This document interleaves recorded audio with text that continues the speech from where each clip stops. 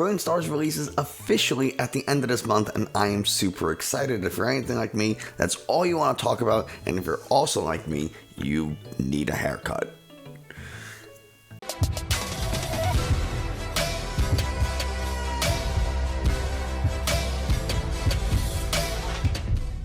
Hey everybody, Nick from 9card TCG, and today we're going to be going back, or we're going to be revisiting Justin Basil's website to look at some of the cards in Brilliant Stars and kind of figure out, do we need them, and how many of each should you have? And of course, how many of each do you need is going to be determined by what decks you want to play, how many decks you have, or how many decks do you want to have to play, and what your budget is. One of the really cool things about Brilliant Stars, at least to me, is that there's so many different cards and potential staples that actually opening the packs might be worth doing. Like if you buy a booster box, and it really would be worth opening that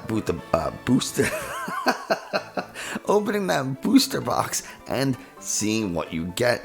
Buy singles after to kind of fill in the gaps as you need. I have 2 booster boxes coming, and I'm definitely going to open one, and depending on what I pull from there, I may open the other. There's the 30 trainer character super rare stuff that's coming, so even if you don't get the cards you necessarily want, like you're looking for Arceus V Star, at least you're gonna get a couple of character rares out of the box anyway, so opening it, maybe not a bad idea. So I'm really looking forward to it. And so let's hop over to Justin Basil to talk about how many of different cards we might want. So here we are, justinbasil.com, link to this in, of course, the video description. And the cards we're going to talk about are highly dependent on the decks you want to play. Obviously, for example, we're starting with the utility Pokemon, something like Grotle. If you have no intention of playing Torterra or any type of grass evolution deck, you probably don't need Grotle. So we'll talk about that, but I would still venture to say getting something like a playset of Grotles and Torterras might not be a bad idea. It looks like it could be a pretty interesting single prize deck, hitting for up to 300 damage. I mean, it does really, really good work. Tropius, I know we kind of skipped, but it's an okay card, right? 1 retreat. I mean, if you power it up and you hit something that's grass weak, you could be knocking out like an Umbreon V with the slicing blade attack, right? 100 damage, but with weakness does 200. Is it really worth the 3 energies? I'm not super sure. You're probably better off using Torterra, but it does have a cool ability that any of your Pokemon with a grass energy attached to it can't be confused, and if they are confused, then you can go ahead and remove that confusion. Why is this good? Well, you compare it with stuff like Team Yellow Horn, where it confuses both active Pokemon, and then you just use Healing Shade to remove the confusion from your Pokemon, and now your opponent is confused. So, could be an interesting little thing that we do there. Let's move on. Shaymin V Star, only if you want to play Shaymin V Star. Personally, I think it's one of the weaker of the V Stars and not something I particularly want to pull, but if I get it, I'm not going to be upset. Lumineon, on the other hand, is something that you definitely want at least 2 of. Of course, if you have 5 decks, then you may want 5, but I'm going to be aiming for 2 or 3, right? I have 3 decks. Yeah, so I'm going to be aiming for like 3, 1 for each deck, maybe 1 for a binder or as a spare, something like that. Manaphy, again, Manaphy also is something that I'm going to look to get 3 or 4 of. It's only an uncommon, so it's not going to be that hard to pull, hopefully. So if I can get 3, 4 Manaphys, I'll be very happy. I have no intention of using Alcremie, so I don't really need it, but if you want to play Alcremie with Cafe Master, then it might be worth picking up a playset of Alcremie, and by extension, anytime, like we mentioned Grotle and now we're mentioning Alcremie, if we're talking about the evolved version of a Pokemon, you definitely want to pick up the pre-evolutions as well so that you can play the evolved Pokemon. Muck, it's just if you run a poison deck, there's not too many status conditions running around at the moment, but who knows? This can make something like Galarian Slowking a little bit better. Your trap Pokemon with Galar Mine, or even if you don't have Galar Mine, right? They bump the stadium to play their own. Now you can at least increase the retreat cost by 1 if they're poison. So Muck, maybe not bad. Honchkrow, I'm probably not going to play it, right? I'm not a huge fan of Honchkrow. Yeah, you could throw 2 Cape Toughness on there. Now it's at 300 HP, basic 2 prize Pokemon. And then you could throw 2, what's that called? The 2 Choice Belts, and it's hitting for 190, which 190 is not bad. It's a pretty decent number, but for 2 Dark and a Colorless, without Turbo Patch, not something I would want right now, but maybe in the future. So if you're opening packs and you get a couple of Honchkrows and you're like, oh, I want to play a dark deck in the future, I like dark decks, then maybe Honchkrow might be a good option for you. Liepard, on the other hand, is something that you should look to get a playset of anyway, because the trade ability is just really good. Discard a card from your hand to draw 2, super powerful. Even if it's not a dark deck, this is something that you probably want a full playset of. I would say 3 or 4 of both Liepard and Purrloin. Zamazenta V, if you're playing a metal deck, yeah, you probably want 1 or 2 of these. They'll probably be a little bit more relevant following rotation when Zacian is no longer in standard and you need like a way to draw cards at the end of your turn, especially if you're going first. So maybe picking up a couple of Zamazentas, maybe not right when the set releases, because cards are most expensive when the set first releases, but a little later down, unless you have an idea on how to use Zamazenta right now or really, really want a copy of it. I actually love this artwork of Zamazenta. I think it's really cool. So I wouldn't be upset if I pulled 1 or 2, but probably not more than that. Bibarel, and this is where we get to the cards where everybody should have at least 3 Bibarels and Bidoofs, maybe even 4. Again, depends on the kind of deck you're playing, but I mean, it's a really, really good card. Once during your turn, you can draw it until you have 5 cards in your hand. Similar to Crobat, however, it's a stage 1, so you can't just slap it down and use the ability immediately, and you don't get to draw up to 6, you only get to draw up to 5. Pros and cons: not a 2 prize Pokemon, and it's not affected by Path to the Peak. However, because like I said, it's not a basic Pokemon, you can't just slap it down and use the ability. Right when you need, you have to have the Bidoof on the bench for the turn before, and then have the Bibarel ready to go the next turn, and hope that your Bidoof doesn't get knocked out. But if you can get that Bibarel set up, well then it's just something you can use every single turn, and if it does get knocked out from, like, say, G-Max Rapid Flow, you're only losing 1 prize instead of 2, so not a bad trade-off. It just really depends on what you need for your deck. Arceus V, get 3 or 4. There's just kind of no way around it. Get 3 or 4 Arceus V. It's gonna be such a good card. I mean, it's not going to be. It is a very, very good card, and you're gonna be seeing it all over the place. So you definitely want to have yours so that you can upgrade your decks or build new decks or whatever it is you're trying to do. And finally, our last utility Pokemon, Tornadus. It's only an uncommon, so you're probably going to pick up a few anyway. It has a pretty cool ability. When you play this card from your hand to the bench, your opponent switches their bench, one of their bench Pokemon with their active. It's not exactly a boss's orders because they get to choose which one. But if they only have 1 or 2 Pokemon on the bench, that choice becomes a little bit more difficult, or you kind of force them to switch if they only have 1. And it's a basic Pokemon, so you can kind of just slap it down as you need. It's not affected by Path to the Peak because it's a single prize Pokemon. So it's really cool. Could be really, really useful. On to the attacking Pokemon. We already mentioned Grotle, and if you're picking up a playset of Grotles, you probably need a full playset of Torterras. I would say 4 Torterras, Grotles, and Turtwigs. Charizard V, V-Star, and Entei V. If you want to play a fire deck, if you really like fire types, or you just happen to like these Pokemon, you think the deck's going to be good, then by all means, get a full playset. If you're looking to play a Charizard V Star deck, you probably want 4 Charizard Vs, you probably want 3 Charizard V Stars, maybe a Charizard V Max, and then a couple of Enteis to splash in as backup attackers. There is a Moltres that I don't know if it's on this list. Obviously, we didn't get to M yet, but since we're talking about fire decks, you probably want the single prize Moltres as another backup attacker. Floatzel, if you're looking to try to make control work, and control is a very difficult archetype to play, but if you know how to play it or you dedicate the time to learn how to play it, super powerful. Full tilt, really good for control decks. So if you're looking to play control, you definitely want a play set of full tilts. Maybe you don't need all 4, but I mean, it can't hurt to have, right? And this is what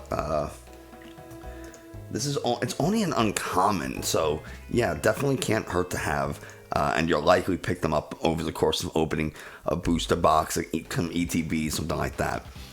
Ice Cube, I don't really think you're going to make much use of Ice Cube. It does 40 damage to one of your opponent's benched Pokemon for each Fusion Strike energy attached to all of your Pokemon. So it's just one of those things that you might be able to provide an extra attack for Mew to copy.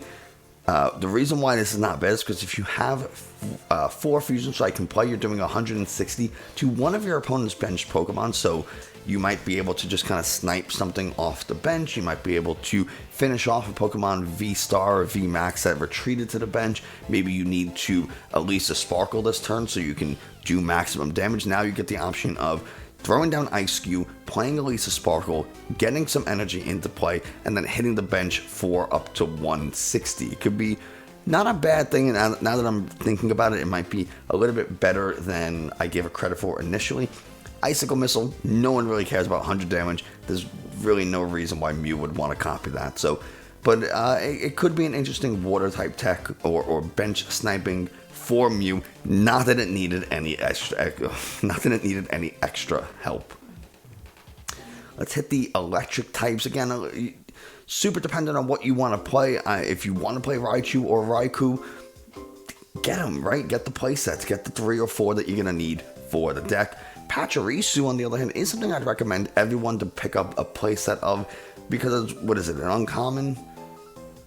It's a common. I mean, you're gonna get Pachirisus, so hang on to them. It could be an interesting deck. It could pair well, will pair well with Honchkrow, because Pachirisu does damage for the number of tools attached to all of your Pokemon. Well, if you have 3 Honchkrows in play, and each Honchkrow has 4 tools attached, you're hitting for 30 times 12, which is just an incredible amount of damage. You're hitting for 360 damage, enough to knock out anything in the game with a single prize Pokemon. It takes 2 energies, so you could realistically do this as early as turn 2, if you're able to draw that many cards and get those tools attached to Honchkrow.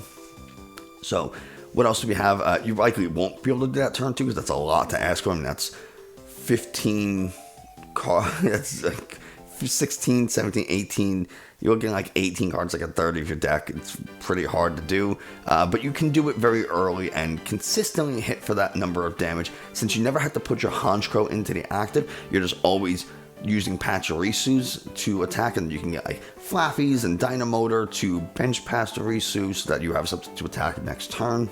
Could be something interesting. Whimsicott V Star, if you already play a deck like Shadow Rider, Whimsicott might be a decent addition. The Shuffle Squad, I'm having such a problem talking today. I don't know what it is. I think the hair has started to grow in and like strangle my brain.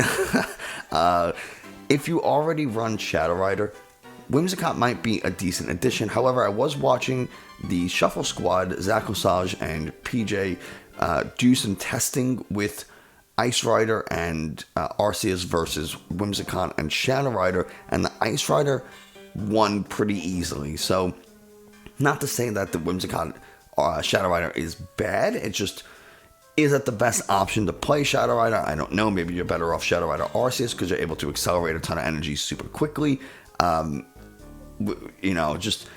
It's just an interesting second attacker. You don't have to discard your energies like you do with Alcremie.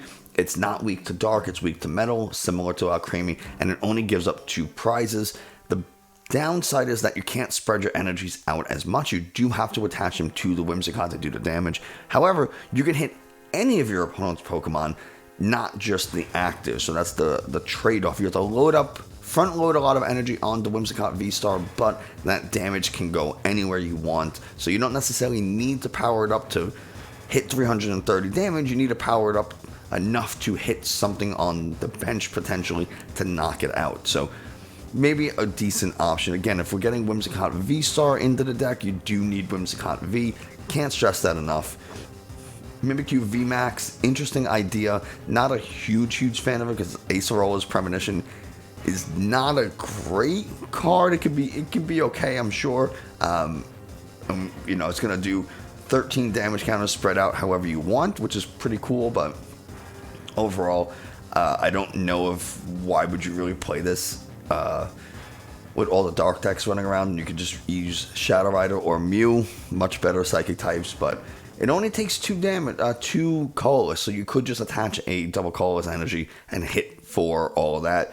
I don't believe double colorless energy will reduce your damage by 20 because you're not doing damage, you're placing damage counters, and those are different. So you might be able to just get away with getting 13 damage counters spread out however you want with just a single double colorless energy.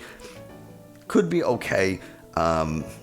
I think we need to see more testing surrounding it. I haven't seen that much of it just yet. Weavile, again, if you're looking to play control, pick up a playset of Weavile and Sneasel, but other than that, you probably don't need it. Lucario and Garchomp are looking to be some pretty decent. Lucario especially is looking to be a really good single prize deck. It also could be something that you can slap into a Lucario V-Star deck. Not so much the Garchomp, obviously, but if you want to play a single prize deck and you like Lucario, you like Garchomp, these are some good options.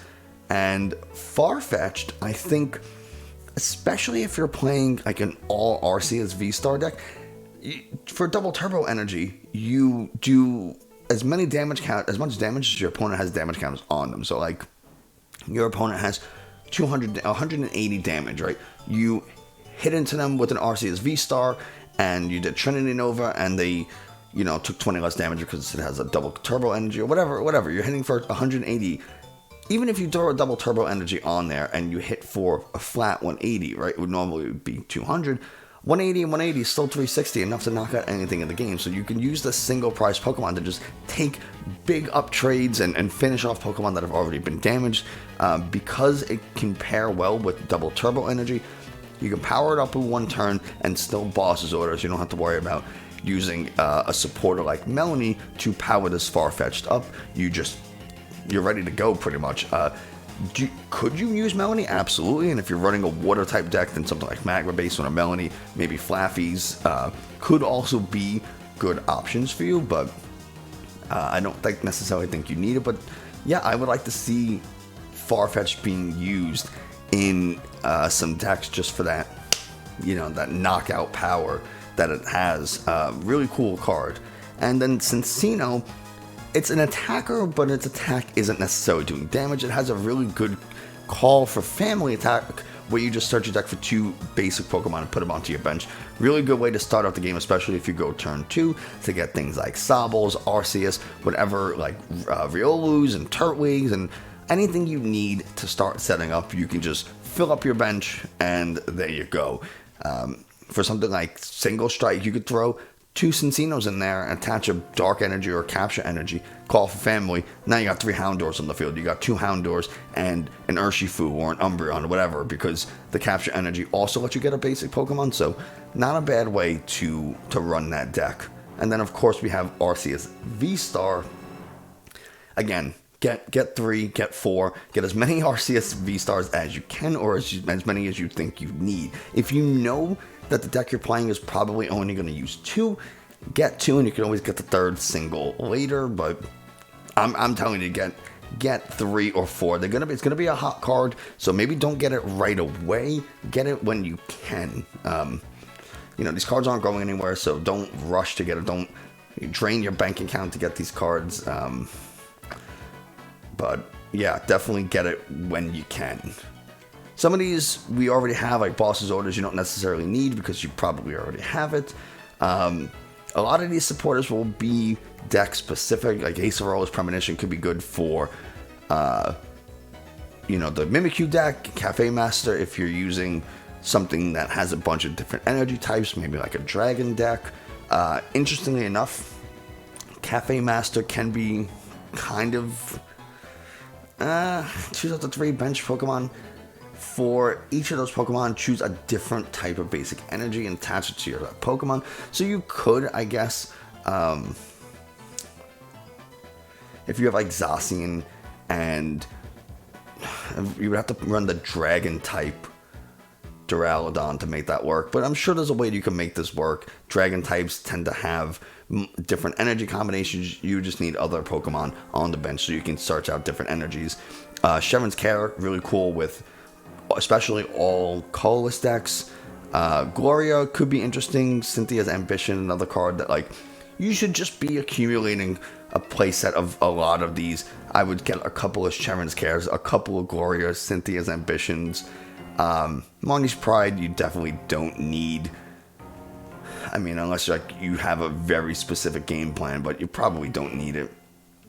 Kindler and Roseanne's Backup are definitely cards that even if you aren't playing fire decks, it could be, or Roseanne's Backup isn't fire specific, but still, like a lot of these supporters and trainers, I would have copies of. I would definitely get copies of Shaymin's Care. I would get like 1 or 2 Gloria, a couple of Cynthia's Ambition, some Kindlers, Professor's Research. Again, if you're playing already, you probably already have it. A couple of Roseanne's Backup.